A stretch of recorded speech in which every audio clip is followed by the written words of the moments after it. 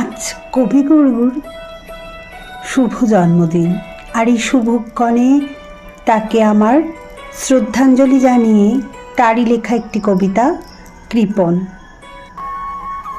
আমি ভিক্ষে করে ফিরিতেছিলেম গ্রামের পথে পথে, তুমি তখন চলেছিলে তোমার স্বর্ণরথে। অপূর্ব এক স্বপ্ন সম লাগিতেছিল চোখে মম। কি বিচিত্র শোভা তোমার, কি বিচিত্র সাজ।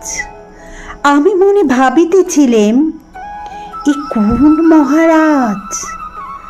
আজ শুভক্ষণে রাত পোহালো, ভেবেছিলেম তবে আজ আমারে দাঁড়ে দাঁড়ে ফিরিতে নাহি হবে।